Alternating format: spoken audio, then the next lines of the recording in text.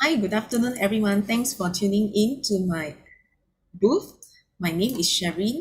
I am the owner of HealthChamp.me, and today I'm going to share about the topic period pain. So, a little bit of an introduction about myself. Some of my accolades as a pharmacist. I was the Shining Star in 2013, as well as the Excellent Service Superstar Award.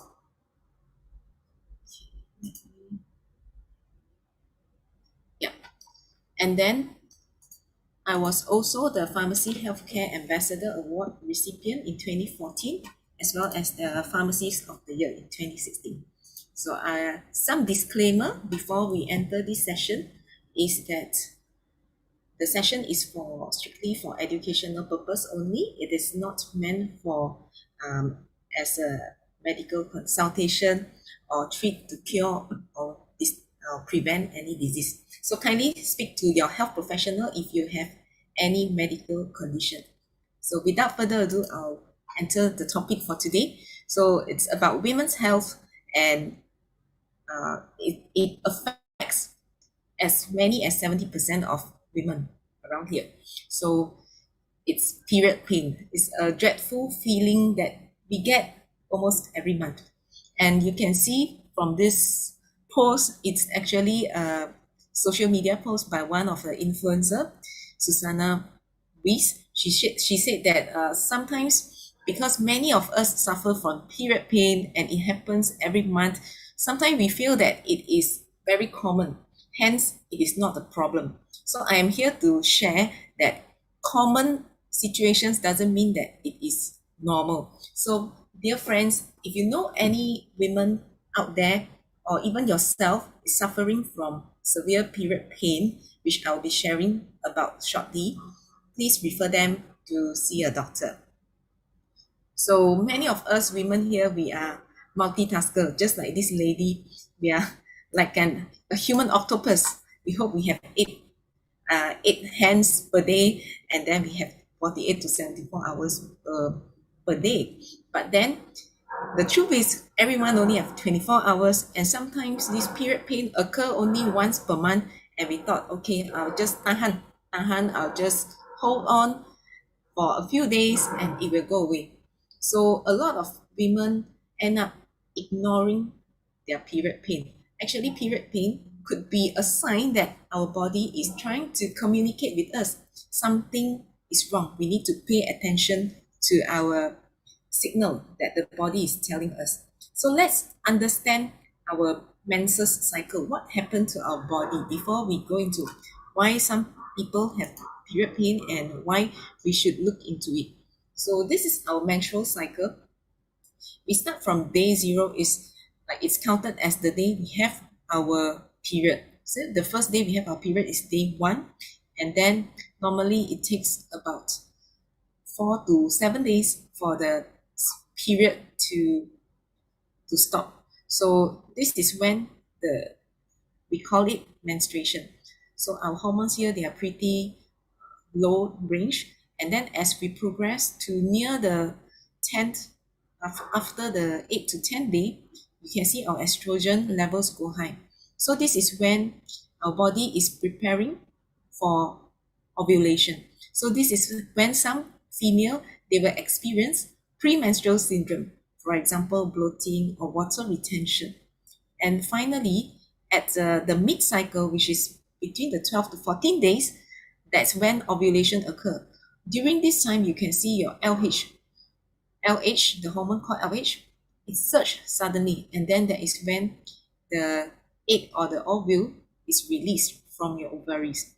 And right after ovulation, LH reduce, and you can see there is the thickening of the lining of our uterus, of our endometrium. So that is when the progesterone hormone level increase. So this is how our hormones and our ovulation cycle function. And right after about the 24th to 26 days, the progesterone level reduce. So this is when the body, if the egg is not fertilized, then it will reduce so that the menstruation can take place and the cycle will start.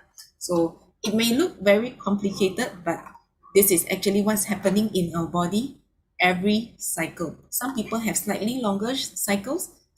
Most of us have about 28 to 30 days cycles. So this is how our menstrual cycle work. Next, what happens if our body experience hormonal imbalance? Actually, it's not just period pain. It can also include premenstrual syndrome, mood swings, even fibroids, heart disease, breast cancer, ovarian cysts, etc. However, today we will focus mainly on period pain. So what is period pain? Let's understand how does a period cramp happen. So there are generally two main causes of period pain. The scientific term is called dysmenorrhea. So the most common one is called the primary dysmenorrhea because there is no underlying condition, and then mostly the period cramp happens on the first 2 days of the menstruation. And some studies show that it's due to excessive prostaglandin in our body. And there's another type of period pain. This type of period pain is known as secondary dysmenorrhea because there's an underlying condition. So if you suspect you have this situation, secondary dysmenorrhea, you have to consult your doctor. Sometimes you'll need blood tests and further investigation to find out what could be the underlying causes. So I'll just highlight some of the common secondary dysmenorrhea symptoms here. For example, endometriosis. What does endometriosis mean? It means the lining of the endometrium that is usually inside the endometrium, due to unknown reason, it grows at the external part of the uterus or even the ovary. So what happens is during the menstruation, instead of the bleeding occurring inside the uterus, it's bleeding at the outside. Therefore, people with this endometriosis, they will have severe cramps and pain, and usually they need to take MC for that day for every month. So for this, if you suspect you have this situation or if your family members with this, they'll have to refer to their doctor or their gynae. Okay. The second type is adenomyosis. What happens is normally the surfaces of the cells in the uterus lining, it stays on the surface, the cells on the surface. But for people with adenomyosis, the cells grows also within the muscles of the uterus. So every time it will cause the thickening of the uterus wall, and excessive bleeding and excessive pain will occur during the menstrual period. So for this situation, you also need to refer to doctor.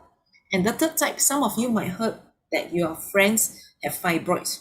So fibroid is something like a non-cancerous growth in the uterus, sometimes in the ovary. And usually this kind of situation, if it causes severe period pain, the doctor may advise surgical removal. So for this situation, they also need to have a further investigation and consult the doctors for advice. So today we are not going to focus about secondary dysmenorrhea.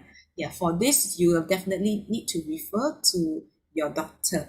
We will focus on assuming if you do not have any underlying situation and you have primary dysmenorrhea, that means period pain. Yeah. So how do you know that if your period cramps are not normal? Yeah, look out for these signs and symptoms. Okay, you will not know unless you have an ultrasound scan or you have done your blood test or consulted a doctor. But these are the telltale signs that your body is trying to tell you or communicate to you. So please take note. You can take a screenshot of this. The cramp interfere with daily lives. For example, you can't work, you can't even walk, and you have to lie on your bed, for example. Okay, and no relief from painkillers. OTC means over the counter. Maybe you have purchased the paracetamol or painkiller from the pharmacy and you take it, yet it is still very painful. It's not going away. Pelvic discomfort, that means the area around your belly button, yeah, it's very uncomfortable. Sometimes you cannot explain the pain as well. Yeah, whether it's shooting or sharp pain or cramps. And then cramps that last for more than 2 to 3 days. Okay, that means prolonged period of cramps, and the cramp feel different. Okay, so this kind, it can be very subjective, but some people, they will just think that, okay, I will just hold on and tahan a few days, and after that it's gone, and I can resume my life normally for the next 25 days. So do not ignore these signs. The earlier you can get your situation, your condition treated, the better it will be. So what are the risk factors for menstrual cramp? You will have a higher chance of menstrual cramp if you are below 30 years old, or you started puberty early. That means if for ladies, you get your period at the age of 11 or younger. You bleed heavily during periods. That means every few hours your pad is full and you have to change it, otherwise it will have overflow. Yeah. You have irregular menstrual bleeding. That means the calendar cycle, you the dates that the period take place is irregular. Yeah, so these are the possible risk factors. Your family history has period cramp.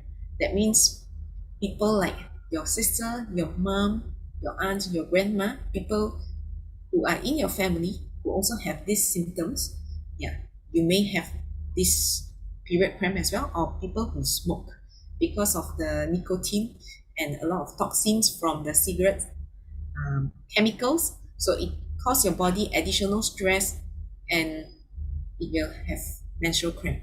So how do we manage our period cramps? Most of the time, we will start with something that is non-drug, like a warm compress. Most importantly, you have to rest because your body need to recuperate during this period. Do mild exercises like stretching, and most importantly, manage your stress. So studies have shown that stress increase period cramp and other symptoms related to it. So if you can take care of this, most of the time your symptoms, if your symptoms are mild, you can help your symptoms to reduce and feel better. Second line you can consider is drugs or medication like paracetamol.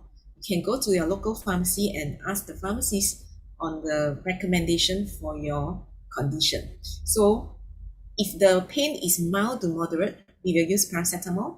If the pain is slightly stronger, moderate pain, we can use NSAIDs, or the longer name is called non-steroidal anti-inflammatory drugs.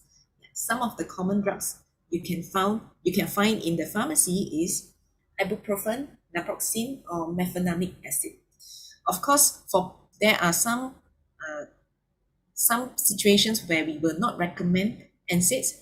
For example, if patients have history of asthma, or some people they are allergic to this class of drug called NSAIDs, we will advise the patients to avoid taking this drug. And some people, they may be allergic to paracetamol as well. So always inform the doctor or pharmacist before you purchase any medicine. And other than drugs and non-drug therapy, you can also pay attention to proper nutrition. For example, omega-3, you have to have enough folic acid, calcium, vitamin B complex, vitamin D, and antioxidants.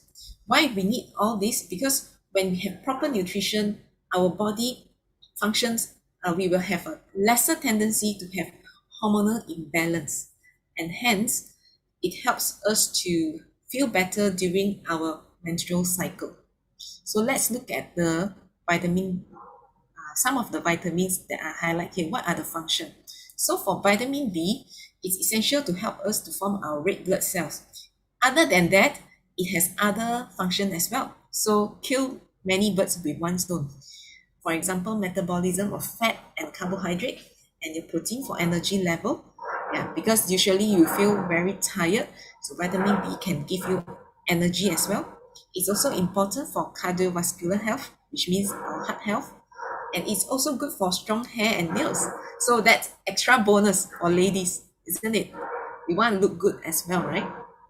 Next, about magnesium and calcium. Magnesium and calcium are naturally found in our body to help with muscle relaxation. So sometimes we feel cramped because the smooth muscle in our they, they can't they can't relax properly because of the lack of calcium and magnesium in our diet. And many of us might say that, okay, I can drink calcium from milk or cheese. However, if you obtain calcium from this source, one of the side effect is we have excessive sugar content absorption from our food. So how do we solve this issue? You can consider taking supplements.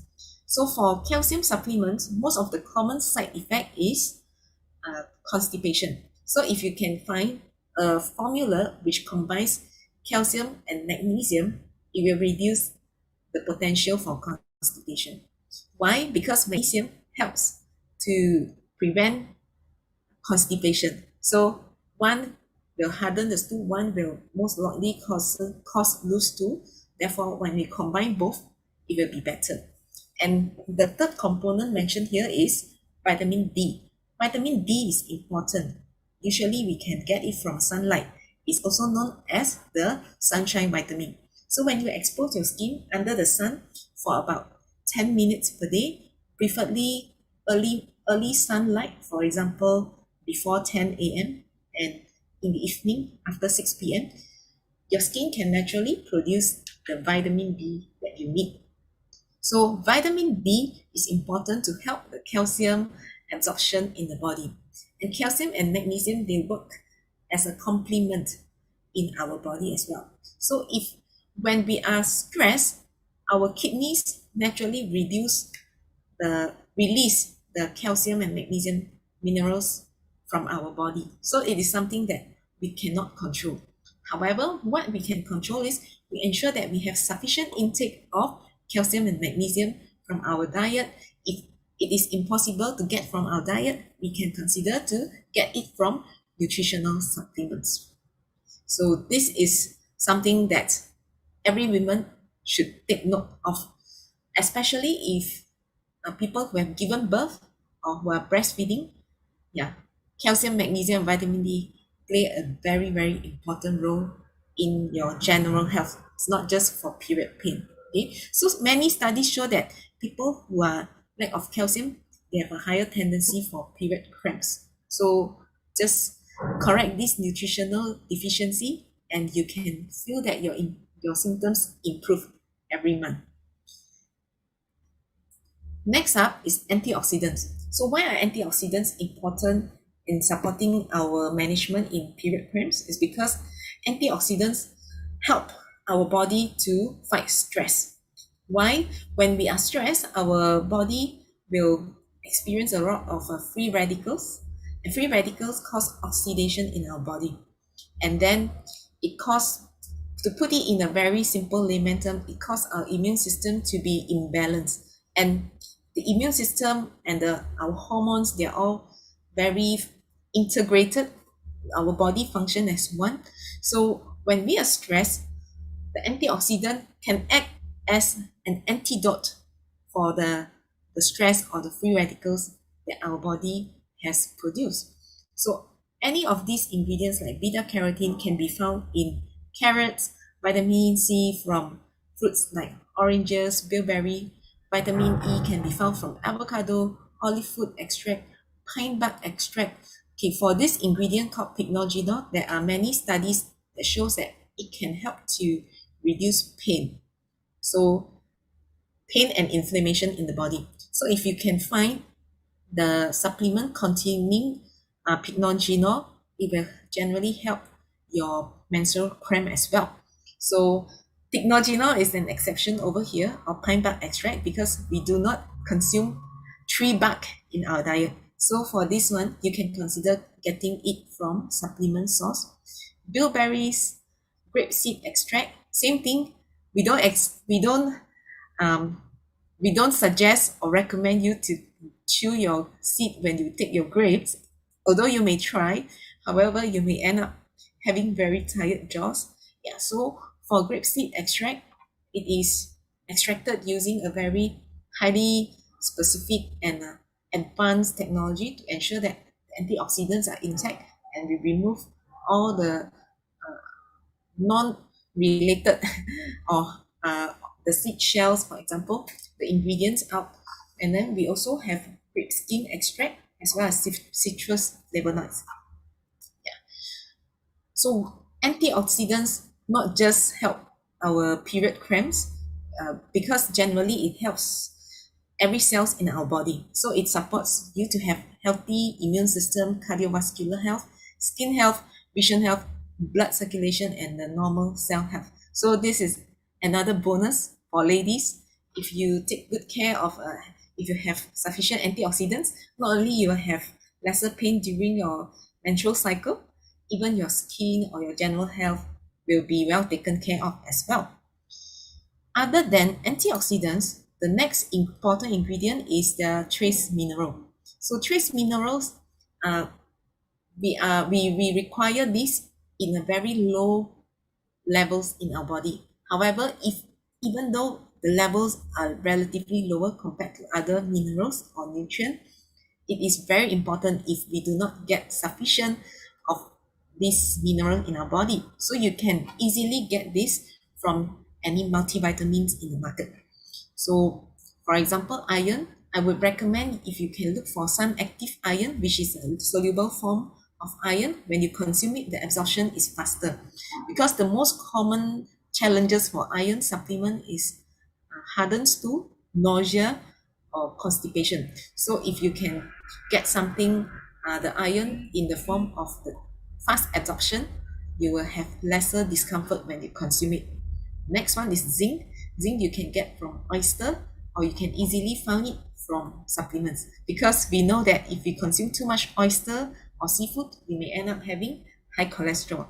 So for people with high cholesterol or people with seafood allergies, the supplementation will be a very easy and cost-effective, affordable way for us to get these nutrients and trace element.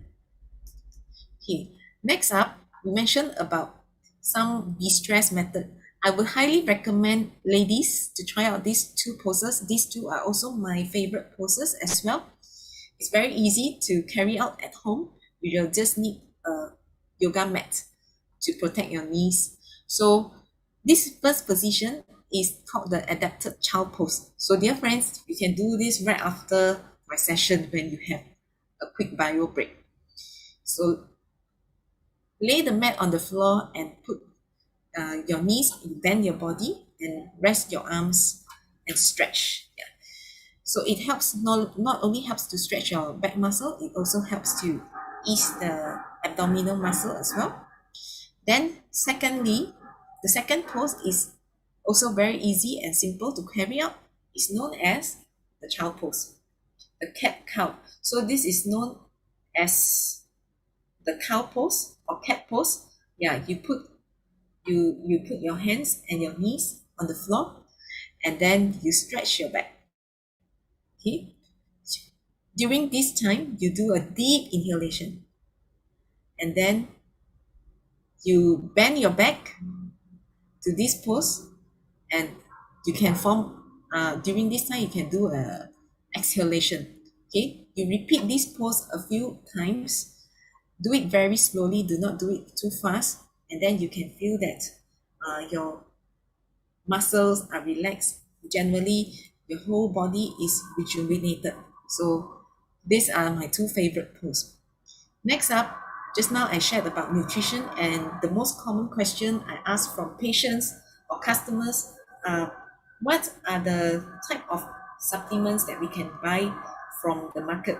So my answer is, generally, if you can find something of a good quality that you purchase from a reputable source, and you do not have any discomfort when you take the supplement. For example, the most common complaint I get is stomach bloating, or I don't like to swallow tablets. It's causing me difficulty to pass motion.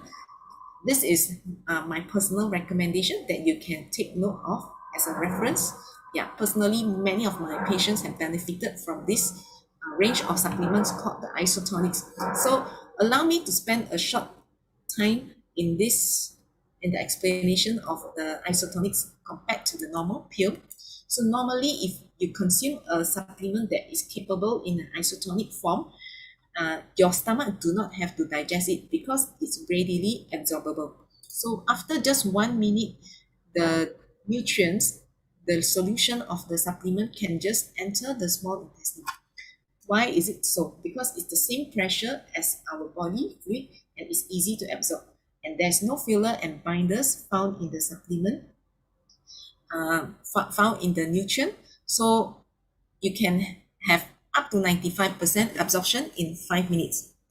Yeah, so just now people who have trouble taking calcium tablets, difficulty swallowing, this will be a good alternative for you. And then for normal pills or capsule, it is very convenient. That's something undeniable.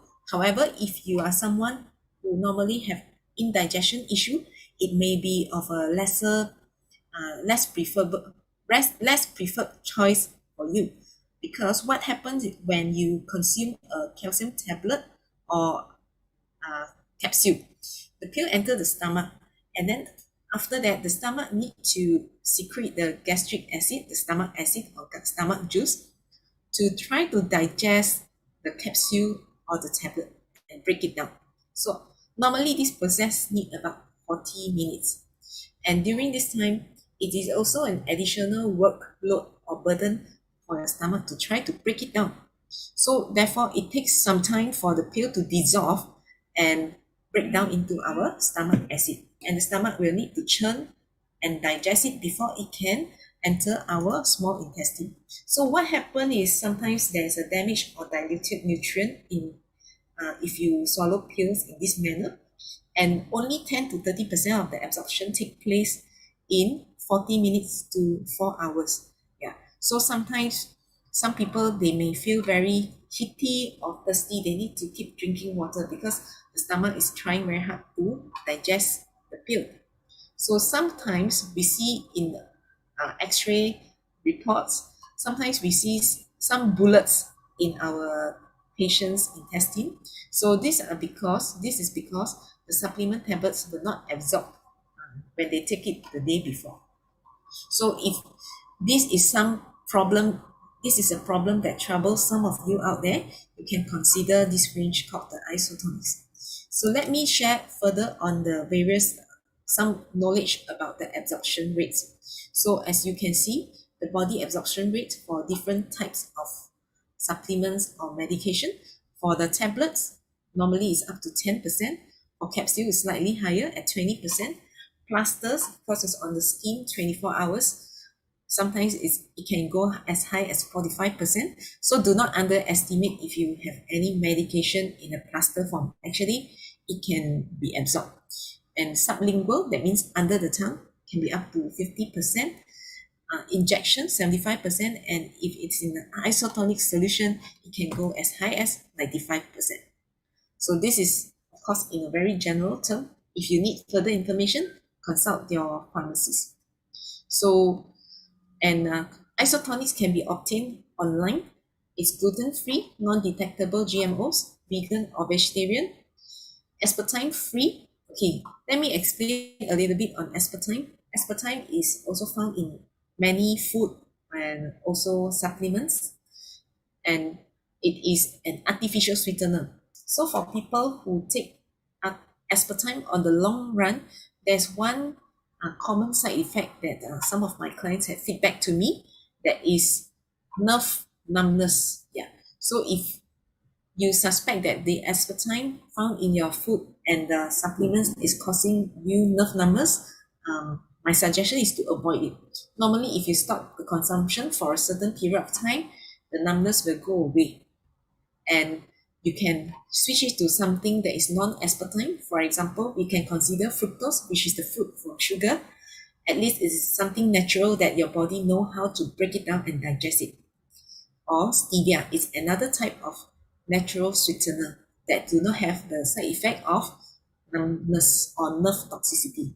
Okay. Other than that, it's made in US. in Malaysia, there's a certification by the Halal, Islamic Halal Food and Nutrition of America. It is manufactured under the good manufacturing process as well. So in other words, when we are purchasing supplements for ourselves, make sure that it is from a good quality and a safe source.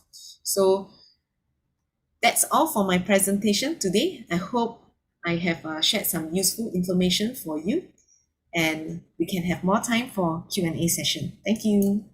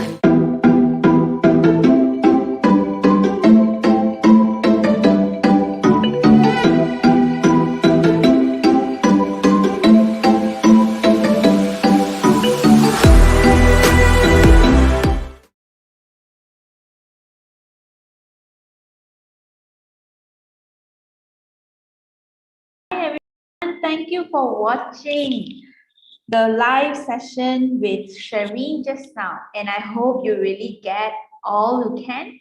And feel free to still type in your question in the Q&A box, and Sharene is here to answer all the questions today. So let us answer the first question first. So we have question from the floor, which is, can traditional and Western medicine can be consumed one after another? Okay, that's a very good question. It's very commonly asked as well. Thanks for raising it up. Normally, if the person is not taking any blood thinners, for example, aspirin, clopidogrel, or warfarin, or any medicine that is treating their critical condition, for a generally healthy person, assuming if you are following the instructions stated on the medicine box and also the traditional medicine, which is also in a specified quantity as advised as your sensei or your Chinese doctor, most of the time the general guideline is to spread out by 3 hours. Okay, this is a general guideline. However, if the user has any underlying condition, for example, blood thinning medicine or heart problem, people with stroke before, and they are taking many types of drugs. Yeah. And we will advise them to consult the pharmacist or doctor first. And there's another type of patients, for example, patients who are undergoing chemotherapy, people with cancer, the body is very susceptible to any drugs, be it Chinese medicine or Western medicine. For this kind of patients, we also advise them to see the doctor. Okay, so maybe you can share with me what type of your Chinese or traditional medicine that you are taking. If we are talking about your homemade bird nest or ginseng, generally it is fine, assuming if you are a healthy person without any underlying medical condition. Yeah. All right, thank you, Shereen. And Yes. we actually have this question being raised. I think this was when the very beginning when you highlighted that pain is not a common thing for women. We shouldn't take it like it's normal, it's usual thing for us. So how can the woman actually improve themselves by self-aware on what is going wrong and when they need to raise it up. I am painful. I have period pain. Like how can we actually help the woman to aware or improve in themselves to understand more about period pain? Would you like to share more? Yes, thank you. Thanks for raising this question. Yes, indeed, as shared, pain is not normal, even though it happens very commonly for ourselves and people around us. My suggestion is to get help, get professional help. The easiest and cheapest and in a way free method, the person to speak to is actually a pharmacist. You are welcome to speak to myself and even you can walk into any community pharmacies. We give free advice, so that is the first line. And other than that, we can also, if the pain is severe, we also advise you to see a doctor. If not, if the doctor is not able to help you, you can see a specialist. Yeah, but most of us, the most affordable way to get proper or good information is actually from a pharmacist. So make friends with your pharmacist. Yeah. And All right. welcome you to make friends with me as well, because we give you professional consultation and advice. Yeah. Another way, of course, we can advise you to read up on very good health website like Mayo Clinic or healthline.com. However, as a layperson, sometimes you are not sure about some of the medical terms and you do not have experience like us as a professional on what is normal pain, what is abnormal. We can still explain to you. I mean, you can still read the article, but sometimes it's better to have a buddy to help you and guide you through. And the easiest resource you already have is probably within 10 kilometers from your house. Yeah, you can Yeah. speak to the pharmacist or you can contact with me. Yeah. All right. So I think the audience will know what to do. And I think the one thing that I would like to shout out for Sharene, which is get connected to her. She's more than welcome to meet everyone and talk to everyone and help out everyone. So Sharene, maybe you can share with us like how can we connect to you via LinkedIn, or do you have any website we can reach out to you? You can just share it to me, then I will help you to put in your contact into the chat box. Yeah, actually, I am contactable on WhatsApp, or you Okay. can add me on Facebook. All right. You just type Sharene Goh, my name, Sharene Goh Xiayin. You can find me on Facebook. Yeah, Okay. you can connect with me on LinkedIn as well. Yeah. It's just that the LinkedIn is not my main channel of communication. Yeah, Understand. if it is something urgent or private, you are welcome to reach out to me on WhatsApp. Yeah. All right. Thank you so Okay. much, Sherry. And let's move on to the next question. So we have this question of, hang on, is the cramp due to blood clot? That's a good question. The cramp can be due to the smooth muscle contraction. Yeah. Normally there are a few types of the cramp. Sometimes it comes and go. You can get some muscle relaxant tablets to ease it, or you can use some like a hot water bottle to compress on the area. It sometimes the cramp will release. Yeah. Or you can take some painkillers. But these are short-term solution for it.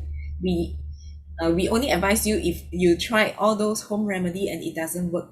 Okay, then you can it cramps is also a sign of a lack of calcium in the body. Yeah, lack of calcium is a very common issue that uh, affect Asian women because we do not drink milk or we don't eat so much cheese, and to get 750 gram of calcium per day, we need to take 4 florets of broccoli. I think no one can do that. Even one is very hard. Okay, Yeah. so normally we advise if you can get your calcium from low fat milk. But if you are lactose intolerant or you are not a milk lover, we advise you to take supplement. So number one, cramp comes from the smooth muscle cramp. Secondly, why do we have cramp? It could be lack of calcium. And then even if you do your blood test, you will not see that your calcium is below normal. Yeah, because in our body, the blood test is not a good reference point, because our body, if there is not enough calcium in the blood, the body will release the blood and will release calcium into the blood from our muscles or bone. Yeah, so that is it's not a good indicator, but you can tell from your diet how much calcium do you consume per day. Normally we need about 800 to 1000 mg per day. Yeah, just look at what we are eating, what we are putting in our body per day. Is it enough? Okay, so, and thirdly, it could also be you mentioned about blood clots. It could be also be iron deficiency. That means not enough iron. So where do we get iron in our diet? Normally from fortified foods or supplements, or previously the older generation, we will recommend you to take liver, the organ. Okay, but nowadays we try to avoid eating animals organ, because especially the liver, it is also the organ that produce all the toxin. Yeah, so with the blatant use of hormones and antibiotics in the poultry farming nowadays, we will advise, if possible, try not to eat animal organs, especially the liver. And secondly, you may end up having high cholesterol. It's very high in fat. So uh, if people with the iron deficiency, one of the sign is blood clot in the period. Yeah. So this can be easily corrected with iron supplementation. However, if you want to confirm that, we will recommend you to do a blood test. Yeah, to find out.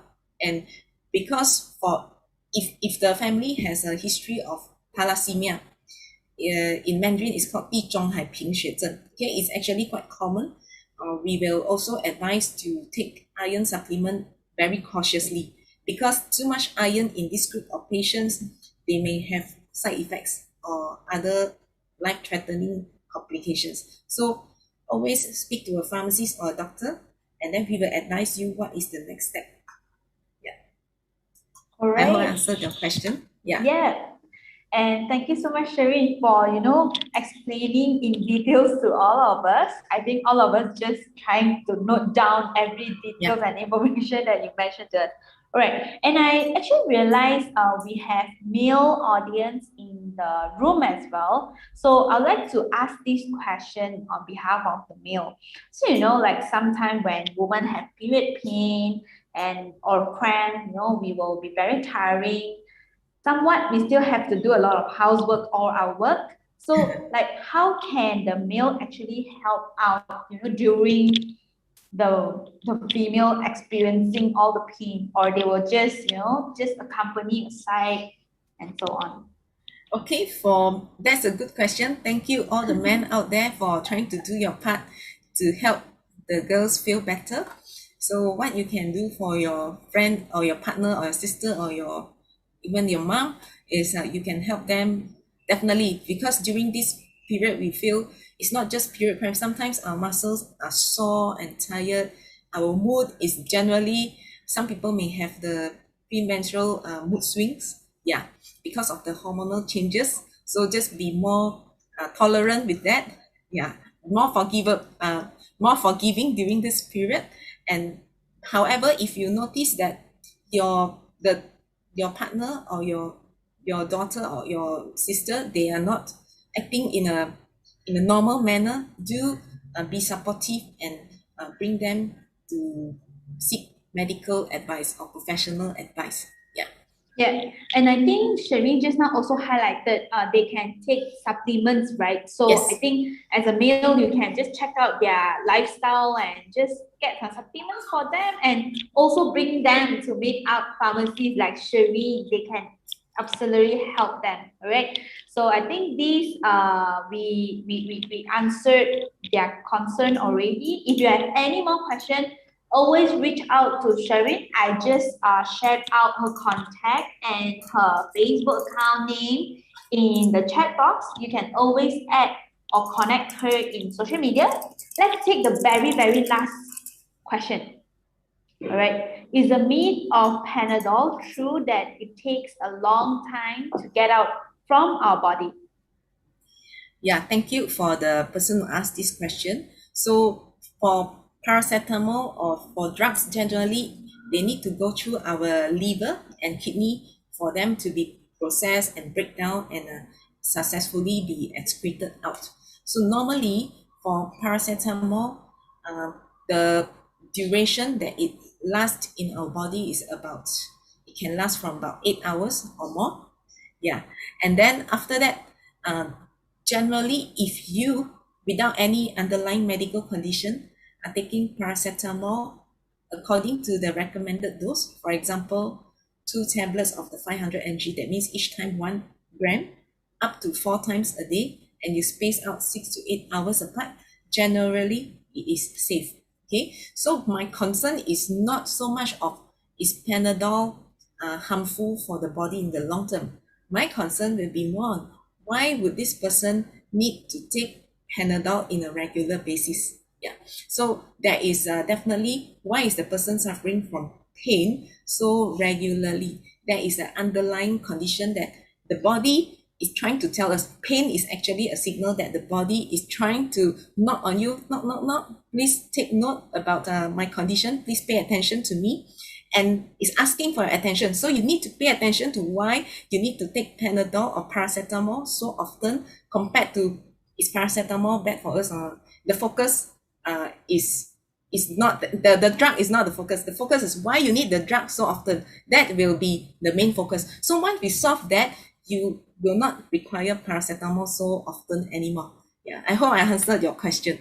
Yeah. Right. Thank you so much, Shereen. And like when we always come to this topic of Panadol, I am so sensitive of it because I don't know since when. I think personally myself, I got very resist to Panadol itself. Like when I get high fever, I try to drink more water and get more rest instead of just stuck a Panadol in, unless it's really getting worse. And I think a lot of them actually think that Panadol is a drug, as like me, as we don't really understand. So is it okay, as you mentioned just now, like if just now you have answered those that need to take Panadol regularly. But how if for those who, during like when they're sick, they don't take Panadol, is this all right? Or you think they should just go and see doctor and let's see how after? Yeah, sometimes even if you, okay, so if you have the most common one is maybe you have an injury, or Yeah. if you have a toothache, assuming you have seen a dentist and you have done the treatment and you have a toothache, normally even the dentist, or if you have a certain condition, sometimes the doctor will also prescribe paracetamol for us. Yep. So during that time, because our body is not feeling well and we need a little bit of help for us to feel better, to rest. For example, if you have a toothache throughout the whole night and it's not going to recover in 1 week, assuming because of the pain, you can't sleep, you can't really eat, you can't do normal work, Yep. right?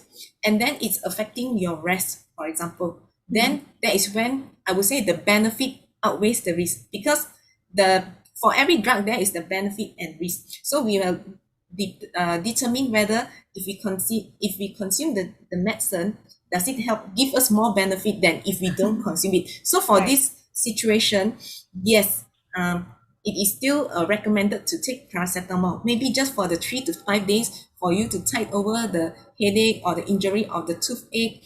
And after you have rested, your body have recovered, you can stop the medicine. So in this way, it is an appropriate use of medicine. Yeah. But imagine if you don't take any painkiller, I am not sure how long you're gonna tahan, and it will be like to survive. Yeah, yes. You're struggling there. Yes, yeah. So it depends on the appropriateness. Yeah. Okay, got it, Sharene. And I think my question helped you guys. Like suddenly I just think of Panadol, and Panadol, this term is always my thing surrounding. Yeah. Right? Okay. Sorry, just allow me to add one more sentence. Please. Because just now you were mentioning about the fever. Okay, so if your fever, your body temperature is above 37.5, is considered as fever. High fever is 38.5 degrees Celsius. So if you have high fever and you try to drink like fluids, water, you try to take cool water bath, you wear loose fitting clothing, and your fever is still high, that is when we also recommend you to take some medicine to bring down the temperature, because fever is actually high temperature in our brain. It's actually not good for our brain. So if persistent high fever, you may end up having, to put it in a layman term, brain damage. So we want to prevent that. Therefore, for fever cases, if you have the first step is, of course, you see a doctor, and the doctor may prescribe you the paracetamol. That is when we advise you to consume it if the fever is high. Of course, when the fever is low, you can stop it. So always follow the instruction when you take the medicine. Okay, that's my last. All right. Thank you so much. Thank you so much, Sharene. And I think all of us already get a lot of message from Sharene. And that's all for the day. Thank you so much, Sharene. And I think if you really have any problem or any, private question you wanted to reach out to Sharene, always check out in the chat box. I already put down contact. You can always text down to her. And you know what? We have Sharene just now also impromptu answer my question. So I think what you can see and what you can really watch it is how Sharene actually answer and make sure we understand. And she really explain it in details, if you can realize it. All right, that's all for our session. And I think we really happy to have Sharene together with us, and we have all the audience with us throughout the session as well. Thank you for watching, and we will see you guys next time, next session as well. All right, thank you, Sharene. Thank you all. Bye. See ya. Thank you.